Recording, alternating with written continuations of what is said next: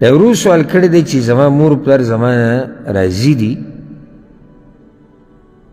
نو دا به دلیل چې الله زما راضي دی. جواب د مور پلار حق د ډېر لوی حق دی، دې کې شک نشته. او ځکه خو الله د توحید سره یو ځای ذکر کوي، توحید د الله حق دی، نو بیا ورپسې د مور پلار حق ذکر کوي. واعبدوا الله ولا تشركوا به شيئا وبالوالدين احسانا. قل تعالوا اتلوا ما حرم ربكم عليكم الا تشركوا به شيئا وبالوالدين احسانا وقضى ربك الا تعبدوا الا اياه وبالوالدين احسانا ووصينا الانسان بوالديه حملته امه وهنا على وهن وفصاله في عامين ان اشكر لي ولوالديك. الله هر ځای کې د خپل حق سره چا حق ذکر کوي؟ مور پلار. او حدیثونو کې دا مسله واضحه. صحیح بخاري صحیح مسلم کې حدیث ته رسول الله صلی الله علیه وسلم نه تپوس شو چې کوم کار د الله ډېر خوښ دی نو هغه ته الصلاة علی وقتها، مونځ په خپل ټیم کول، بیا وي ثم بر الوالدین، مور پلار سره ښه کول.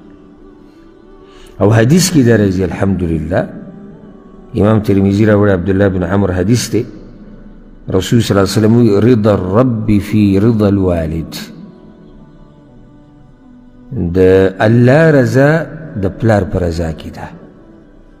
معنی چې پلار دې راضي کو الله دې راضي دی. وسخط الرب فی سخط الوالد، او د پلار په غضب او په ناراضۍ کې د الله ناراضګي او غضب دی. و سوال دا دی چې دا مور به داسې یو که نه به نو زه به دلیل مو خو دلیل نه مخکې به ته خبره ذکر کړم. بعضو علماو بغیر د هغه دلیل نه دا خبره ذکر کړې ده، وایي چې د پلار په رضا کې د الله رضا ده نو د مور هغه کې خو به یو وي. ولې؟ ځکه چې د مور حق لږ د پلار دی نه سیوا دی. او زه به دلیل وښیم الحمدلله. امام طبرانی چې د روایت کوم راوړی په هغې کې الفاظ داسې دي رضا الرب فی رضا الوالدین، د الله رضا د والدینو په رضا کې ده. نو والدین څوک دي؟ هغه مور پلار دي. نو چې مور پلار د ناراضي الله به در ناراضي، او چې مور پلار ناراضي الله به در ناراضي. خو دې کې به ورسره د یو قید ولګې یا دوه. یو د دې دا مطلب نه دی چې ته مور پلار راضي کې په هغه څه چې په هغې کې د الله ناراضګي، نه دغه رضا نه ده مطلب. لکه اوس یو سړی دی پلار چې راضي کېږي په دې باندې چې دې د ګیره وخوري او شین مخې نیولی سبا د راشي وایي چې یاره هغه نو حدیث کې راغلي دي چې پلار په رضا وي، مونږ وایي چې پلار راضي الله په راضي وي، بلیټ هم ورته ونیو. دا کار صحیح دی؟ ولې؟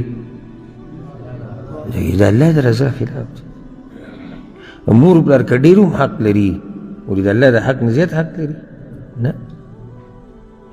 دلته معنی څه ده؟ مور پلار راضي کول په هغه څه کې چې د شریعت موافقي او یا د شریعت خلاف نه وي،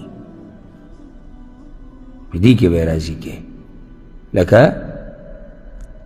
پلار بچي ته دا ووایي چې ته داسې کار وکړه چې دغه ځای کې دا مزدوري پرېږده او دلته یې کوه، بل ځای ورته وښیه، نو دلته به اوس څه کې راضي کړه. داسې د الله د حکم خلاف خبره خو نه ده که راضي کړه. نو دویم ورسره دا قید دی، دا هم نه چې یو سړی صرف دې ته ډډه ولګوي چې ما مور پلار راضي کړي دا قصه ختمه شي، مونځ اودس نه کوم او نور عبادت نه کوم. هلته حدیث کې وي راغلي چې مور پلار نه راضي نو الله راضي دی، بس مونږ ته کې ته پراته یو. نو مونږ وایو چې نه، ورسره توحید او د نور دینداري به هم کې، او چې مور پلار درنه راضي نو الله درنه راضي دی. والله اعلم.